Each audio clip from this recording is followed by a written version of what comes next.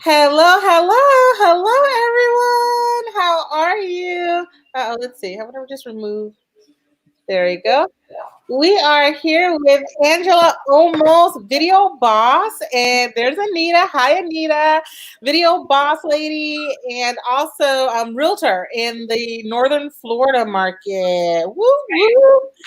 And the reason we're here today is because Angela is a couple of reasons, right? One, we love to feature and pay homage to our entrepreneurs, right? So Angela is amazing. We coach together on a couple of different platforms, and I've been able to watch her in action as she's leveraged video and leveraged digital marketing to grow her business. And she also gives back by teaching other realtors how to do the same. So we're honored to have you here, Angela. Well, thank you. You have also been an inspiration to me. I think we're kind of on the same path with the coaching, developing our business, balancing family life and work life. So I am delighted to have come across you and grow this beautiful friendship that we have.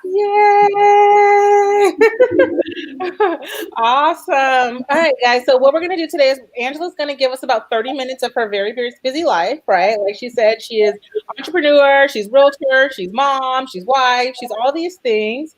And she's going to give us some time and tell us a little bit about her business, her journey as an entrepreneur, and also how she's leveraged video to grow her business.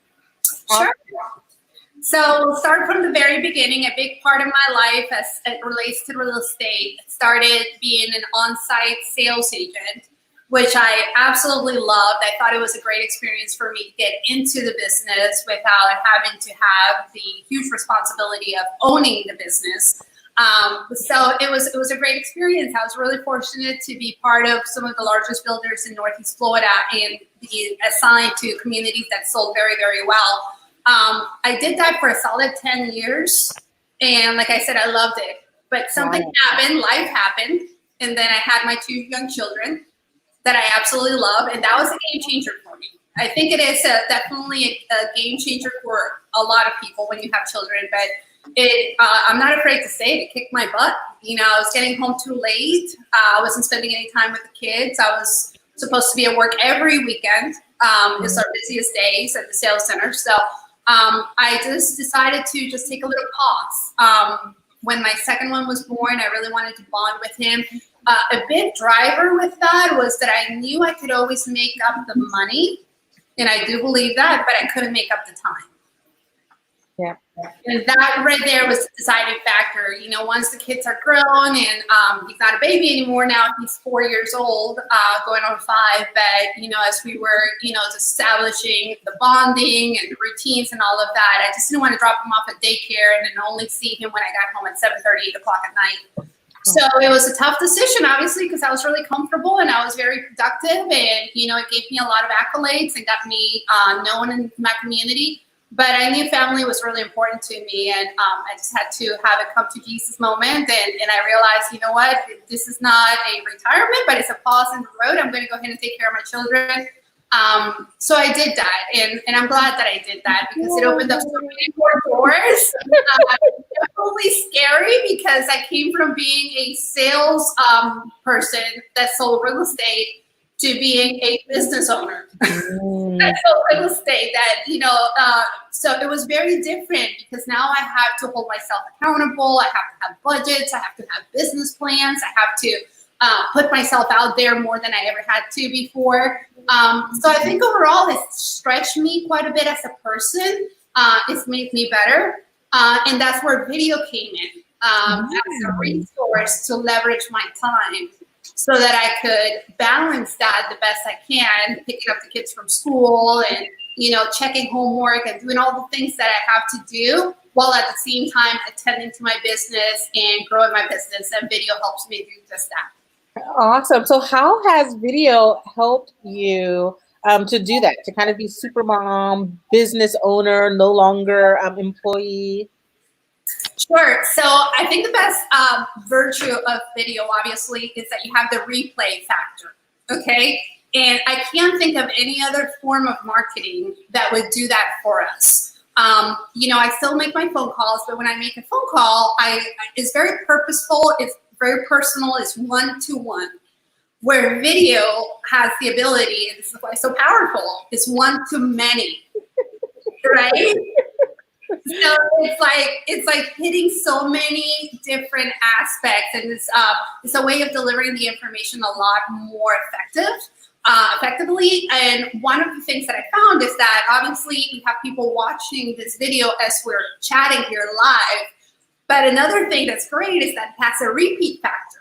Absolutely. So as I'm checking homework, prepping dinner, putting my kids to bed, my videos that I recorded in the morning are still playing and working for me. So it's like a little clone. It's a way to still stay top of mind with my buyers and sellers at their own timing too, because a lot of times when I do a live, they might be at work, they might be, handling their own personal business where, if it's a recording, they can catch up at night after they put their own kids to bed, or, so it's a very useful tool. I fell in love with it, and that's been saving grace. It's helped me grow my business quite a bit. Awesome. Like I always say, the power's in the replay. Yes. Like you said, 9 times out of 10, like right now we have about 14 to 20 people watching our stream, right? But we'll get hundreds of people who watch the replay. Yes. Right. And if we decide to boost it with a Facebook ad, that number becomes thousands of people who watch the replay. It's wonderful. And then you can scale it as much as you want or as little as you want. It's a wonderful tool. And I think the main golden nugget here that I would love for our viewers to get is that, even though you might not have as many people watching you live as you record these videos, or you might, depending on where you're at in your growth as it relates to, growing on social media. It's okay if you don't have a ton of people watching you live, because those videos get the majority of the watch time after they're posted through the replay. So that's really where the gold is. Absolutely. And Jamila says, video marketing allows you to stay top of mind with your clients on their own time. A tweetable, folks, by Angela Olmos. I love that. All right, Angela, so tell us a little bit about your journey as an entrepreneur. What would you say has been your biggest success as an entrepreneur? So my biggest success has been seeing how my clients grow with the help that I've provided. Here in a little bit, I'm going to be meeting one of my buyers, someone that I actually helped while I was doing new construction. And this is a meaningful story because I remember when he came in, he was a first-time home buyer wanting to purchase a brand new home, and I happened to be selling for the builder, and we made a connection, and I helped him pick out the floor plan, the home site he wanted to build it on. We went through that whole process. He closed on that home. Then later on, he found out that I was in general real estate, and the timing so happened that he was ready to sell that and move closer to the beach. So he used me to sell that and got him a condo at the beach. Now, just yesterday, I got another call from him saying, hey, I love the condo. I love being so close to the beach. But the main thing is now he's married. He has a baby on the way. So I'm stoked that, that life is growing so beautifully, and I've been able to see through real estate his development, as a person, as a family man now. So now, here in a little bit, we're going to go out hunting for his family home. Awesome. I love that. Awesome. And would you say that's one of the things that's helped with your success is the fact that you actually care about your clients outside of just the money and the transaction? Absolutely. I think that in this business, we truly have to have a passion for it, because there are so many ups and downs that if you're just in it for the money, there's so many challenges that could very well tip you off the scale if you're just in it for the money. There's so many deals that could be challenging. Just when you think you have something that's ready to close, a bomb explodes, and then you have to deal with that. So there's got to be something more meaningful that really gets you there. And yeah, absolutely. The significance of seeing someone grow, as a person, financially, it's very significant to me. I love that. Awesome. And so we have people, and that kind of like applies across industry, right? Because we have people here from every industry. So I would say that applies across industry, yeah? Sure, absolutely, yeah. Awesome. Okay, so one of the questions that actually, like, it's a burning question, it actually gets a little bit more love than your biggest success would be, what would you say has been your biggest failure in business? Okay, so my biggest failure. Ooh, that's a good question. I wouldn't call it a failure. Love And quite honestly, I think a lot of that is just the way I'm wired. And I teach this to my children too. There are no failures in life. We learn from it. Okay, there have been some tough lessons. Oh, heck yeah, lots of tough lessons. But when I look back, as long as I drew something that I learned from it, then it's not a failure. If I Absolutely. didn't learn anything from it, then that's a big F. But it's I haven't had too very many of them. If I had to pick one that I had to learn was how to plan ahead. Mm. Girl, that was really tough for me. How did you learn that? What happened? What pivotal moment made you say, you know what, I got to get my planning game together? So, I came from that environment of being in new home sales where by virtue of me just showing up, the work dynamic was there. I knew that there'll be people coming into the model. I knew what my script was like. I knew what the flow was going to be like. But as a business owner, every day is different. Every day is different. So one of the things that I found that was really affecting my business at the beginning was waking up one day and then on that day figuring out what I was going to do. And that was, all over the place, whether it was like, oh, I'm going to do a video today. And then the next day I'll wake up and I want to do phone calls. And then the next day I want to do, but it was very sporadically. It was something that I woke up and I said, okay, I want to do this. Well, as a business owner, that can't last very long. It's not a good strategy. Had I not learned from it, that would have been a big failure. But I learned from it, and the lesson that I drew behind that is I need to start planning my weeks ahead. So what that looks like as an actionable step is to sit down with my calendar for 30 minutes on Sunday and then look at what I've already have scheduled. I'll go through my phone, I'll go through my digital calendar, plug all that in there. Awesome. And then whatever blocks of time are left remaining, I'll plug those in there. Okay, still allow for some flexibility, but now I know what my look is going to look like ahead, what my week is going to look like ahead, as opposed to me waking up on Monday wondering, like, what the heck am I going to do today? So that's helped me tremendously. Awesome. I love it. So planning ahead has come. So Jamila says there are no failures. She's quoting you again. There are no failures in life. We learn from it. That's it. Awesome. And then Angela's tip is plan your weeks ahead of time. Love it. So what happens when you have your whole week planned out, right? You taking your 30 minutes on Sunday, you check your calendar during the day, and Friday comes and there's like, out of 5 things, 3 of them have not been accomplished. Then what? So then that's where grace comes in. Okay, and I love to talk about this topic because especially people that have a type D personality, very much a driver, like I am, and you probably might be the same way, right? Yes. We're very high achievers. We know what we want. We want to establish a road to get there. But we have to allow ourselves some grace because we cannot possibly have control over everything. Absolutely. Life is so fragile that I could have this whole week planned ahead, but if one of my boys, God forbid, spikes a fever, then that plan is off the window. Now I've got a priority to take care of. So fortunately, that's where grace comes in. I just try to give myself the grace to adapt to the situation, maybe replan as I have to, and then move ahead. Awesome. And where do you see your business going from here? So what's next for Angela the next 3, 5, 10 years, business-wise? So business-wise would be to grow my team here in Jacksonville. I would love to have a set of buyer's agents and a set of listing agents and have me be kind of like the main coordinator, helping them grow their business. I love that model because it's very much a win-win. I can see that. I can so see that. Thank you. Yes, I would love that. I would love to nourish that and make that a goal that I can attain. Awesome. And I guess the biggest quality, what would you say is the biggest quality that you can pour into your team? The biggest quality that I can pour into my team is my experience. Awesome. Yeah, Awesome. that's not anything that you can download off a website. It's not anything that you can read on a book.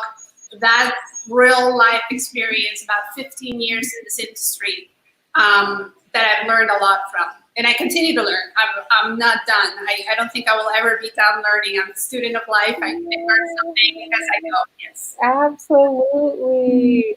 So, Angela, let's see, guys, if you have any questions, ladies and gentlemen, if you have any questions, drop them below for us as far as like Angela's experience. Again, she's a mom, she's an entrepreneur, she's a wife, she's a realtor, she's a video boss, she's also a video coach for a huge group called Real Estate Ladies Rock. So, I mean, there's a lot of experience here. So, if you have any questions, I'll dive in and ask another question while the people start asking questions. So when you started really, and you and I kind of had this conversation a little bit earlier, right, about just juggling mom, wife, business. So outside of your schedule and grace, what are some other practices that you put into place to be able to manage it and enjoy it? So one of the other things that I would say is crucially important is to carve out some time for yourself. Love that. And that's hard to do when you have two young children, a full-time business, and you're wearing so many hats. I start off with that. Just give yourself the grace to get gradually there. It doesn't happen overnight. I hope it does for you. But for me, it's just taking out, even if it's just 10, 15 minutes of my day to do something that's nourishing to me. Whether that is to read a book, to listen to a podcast, watch a video, be real mindful as to the content that you're watching, because that's all feeding our mind. But yeah, just taking that time, even if you just start out with 10, 15 minutes, and then later on you can grow that into a half hour, an hour, the more the better, obviously, because the more that we pour into ourselves, the more that we can give. You can't give from an empty cup. So you gotta carve yourself some time to take care of yourself first. Awesome. What do you do to fill your cup? So for me, I love yoga. Oh. Love it. I do my 30 minutes of power vinyasa to just give myself some boost of energy, keep my mind clear, maybe not be as reactive. I sense that when I do my yoga, I'm a little bit more analytical. I don't react so much. I just have a little bit of a calm, cool, and collective mindset when I do that. I also love listening to podcasts. I love to read. Not so much watching TV. If I watch TV, it's usually like a YouTube video, something that would be enrichment for me. Those types of things are really useful. Awesome. Okay, let's talk about something that you and I both enjoy, right? So we have, let's talk about real estate. Yeah. Right. So there's like something major happening, right? We're all in quarantine. There's this COVID-19 thing going on. How has it affected the local market there in Jacksonville? So fortunately, not as heavily affected as some of the other parts of the country. However, we have been affected nonetheless. The way I see that here physically, locally, obviously the business being shut down. Right now, as we speak, we're just going through phase 1 of the reopening. But even with the reopening, for example, I'll tell you, Simon Malls opened up on Monday. And it's an outdoor mall. It's just a town center where you can kind of walk around, fresh air, open air, not in a closed building, but open air. And that's where you would find like Dillard's and Cheesecake Factory and all of that. Nice. But just walking through it, even though the mall was open, not all the retailers were open.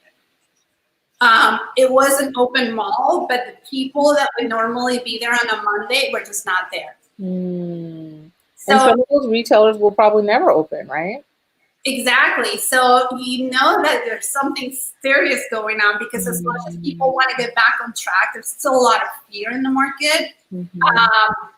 I am personally concerned about, my children, like where we go, we never want anything to happen to anyone in my family. So from a personal standpoint, we've been taking a lot of precautions. But at the same time, try to still enjoy life, because you can't keep them cooped up at home all day. We still have to get out and get some fresh air.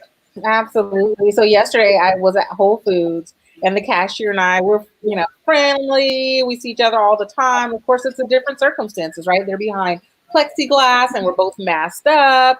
But still we found an opportunity to talk about business and real estate, right? And so she asked, she's like, what's going to happen? Are home prices going down? Are people still going to buy? Or do you still have? And I was like, well, yeah, I have a listing on the market right now. I have a couple of buyers under contract. I said, some things have changed, but the market's still moving. What are your thoughts on that? Absolutely. Exactly the same here in Jacksonville. And I think it relates more to the market itself. I went through the market crash in 2008. But back then I was with a builder. So it didn't affect me that much because obviously it wasn't my marketing budget that was being right? I just happened to be working for one of the largest builders. So I had kind of like a safety blanket around me at that time. But what I noticed is that it's a very different crisis than what we're seeing right now. The crisis in '08 had a lot to do with the market having a lot of things that needed to get fixed, such as the subprime mortgages, a gluttony of homes. There was just too many homes for sale, values coming down, certainly a crisis. There was a big bubble, and that took a lot of time and effort to get through, but we bounced back. Now, is that how that compares to the market, what's going on now? It's still a crisis. So in that case, it's the same. However, there were not very many things wrong with the market when this happened. People are buying, right? It's actually our spring season. Yes. So, in that sense, I feel that, the need to buy a home is always going to be there. Like the guy that I was just telling you about, my client, he's having a new baby. That's still going to happen in whatever market we're in. People are still going to need to upsize, or people are going to be needing to downsize. People are still going to need to relocate. So that's very much a common need. And I feel that the market is in a much better situation where there's nothing wrong with the market. This is a completely different kind of crisis. So I think in enough time, we're going to get back to normal. Absolutely. And so like a big part of what we do in Savvy Community, right? Savvy Business Insiders, it's all about growing your business online. And, one of the things that I'm quite, like, my best friend's the one who told me, when this whole thing started happening, I was like, oh my gosh, Melissa, what's going on? This is crazy. And she was like, what do you mean? You're built for this. Your marketplace in the last 20 years has been online, right? And so I feel like in a way you're already prepared as well because you are the video boss, right? So what tips or tricks or advice would you give all of our entrepreneurs out there about pivoting or moving their businesses online? So I think a lot of it is just taking action. Okay, we can talk about this a lot. We can strategize. We can learn. We can watch podcasts, get the video, get the latest camera, the latest tech. The action where you're going to see the results. Okay, so we got to get off the fence and we got to start creating videos. We got to start creating videos about things that are important to our clients, not what we think they want to hear, but what they're asking us. Yeah, so we got to be mindful. There's some common questions that I would imagine this is the same for every industry. In real estate, I get a lot like, how's the market? How do I get pre-qualified for a home? How can I get my home ready for sale? So those are the type of video messages that I think are worth making. And it might be the same for other industries. There might be different questions, but there are questions that continuously pop up. And that would be the type of content that's going to be helpful to that audience. Awesome. What advice would you give? Because, everyone, I see the biggest hesitation for everyone when it's time to turn on the lights, turn on the camera, mic up, is fear. What would you say to help them get past that camera fear? Okay, so there's two things. And I'll just tell you, like, the big elephant in the room, like you said, is fear. Okay, and we need to address it. If we go around it, if we pretend we're not looking at it, if we just pretend it's not there, that's not going to help. It's eventually going to be a big elephant in the room. So what we need to do is to step up to it and say, yes, I might be fearful, and that's okay. Okay, a lot of people throughout history that are very successful have had fears, but the main difference is that they didn't hold themselves back because of the fear. They faced the fear and did the thing that they feared and got rid of it. Awesome. Okay, so that would be the approach. Now, how you would do that, there are some certain things that I would recommend, like preparing yourself. You don't want to be thinking about what you're going to say while you're in the middle of saying the script in the video. You want to prepare that script. You want to probably practice it before you actually get on camera. But you definitely want to face that fear. And then the second tip that I would have is start off with small videos. I actually went through something similar. You know, when I first started, I wasn't the most comfortable on camera. But I started with something that I love, which is gratitude. So picking something that you're grateful for every day and creating a video for someone specifically that you know, that you like, that you trust, that you have true gratitude for. You know, so it might just look like just a 30-second video. Thank you so much for helping me with watching my kids today. And then, you know, just make it your own words, you know, and then send that. And that, if you do that every day, every single day with a thank you video, you're growing gratitude, you're growing your skill on video, you're building relationship, and addressing that big elephant in the room is not going to be as intimidating now because you've got yourself a skill that you've been building through the thank you videos. Absolutely. And so some of you have received those messages from me, and now you know where it came from.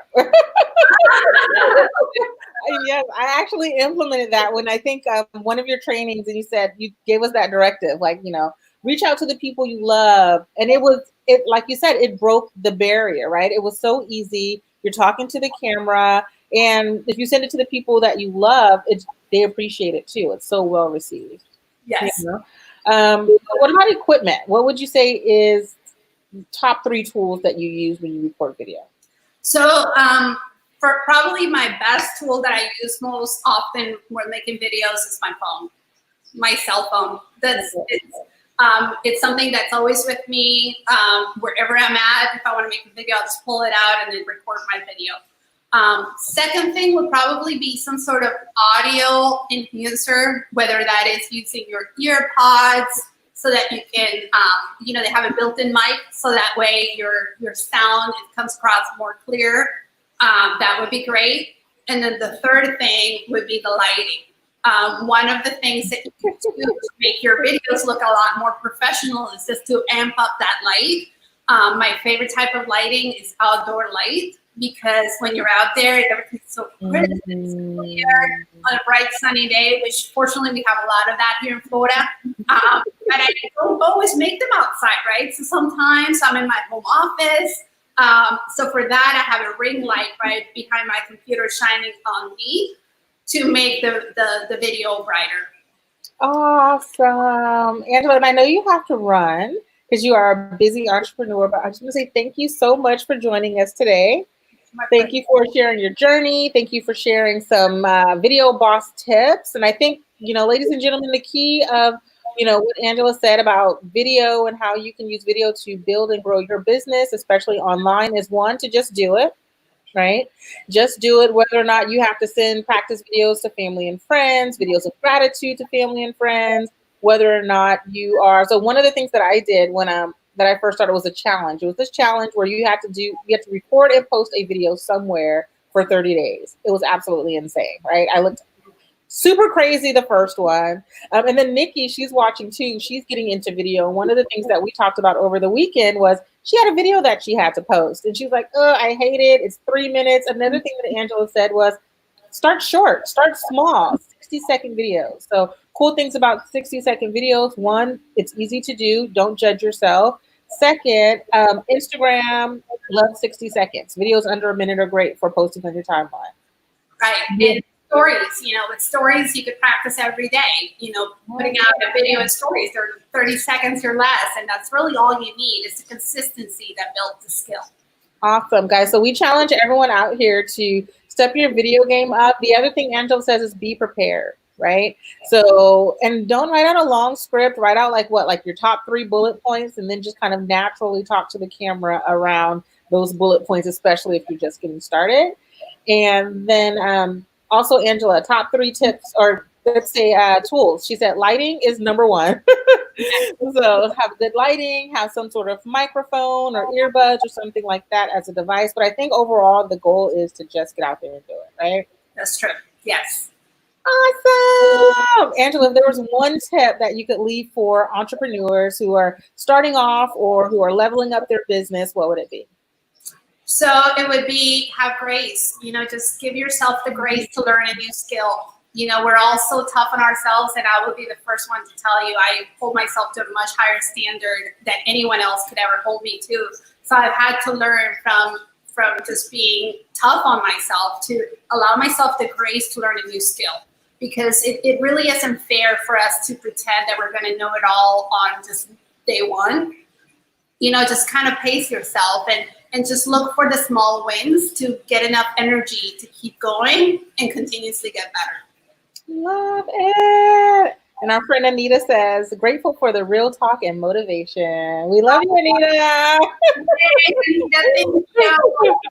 Awesome. Thanks again. Thanks so much, Angela. Please send some Florida sunshine and palm trees and ocean water, all that good stuff our way. Be safe out there.